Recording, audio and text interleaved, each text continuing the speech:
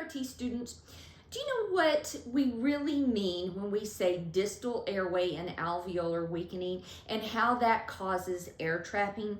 If not, we need to get this straight because it's a concept that you're going to see on your exams and in real life, okay?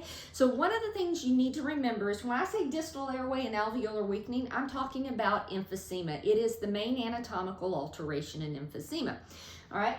And let's look at here. I have normal exhalation and an impaired exhalation. I'm gonna start with normal exhalation.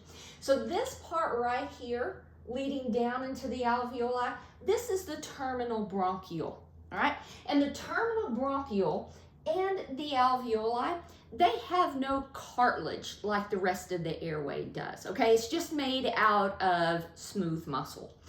So what happens in emphysema, we have destruction of the distal airway and the alveoli. And when we have that type of destruction, we lose elastic fibers, okay? So this is how everything should work. The diaphragm should drop, the airways open up, the alveoli open up, and air moves in.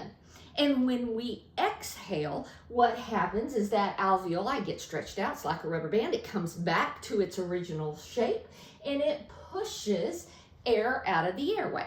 Okay, that's what happens normally. But when we have an emphysematic and all that tissue is destroyed there's a lot of tissue destruction in alveolar fibers that are lost in the distal airway and the alveoli.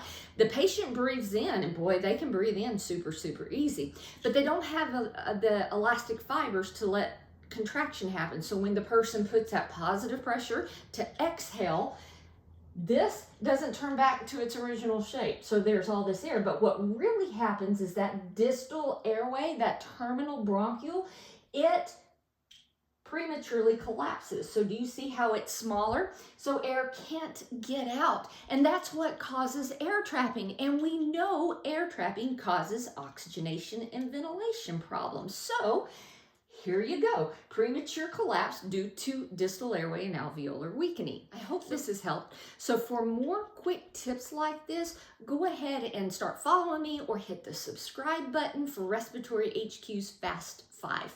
Short tips that make the hard stuff stick. See you soon.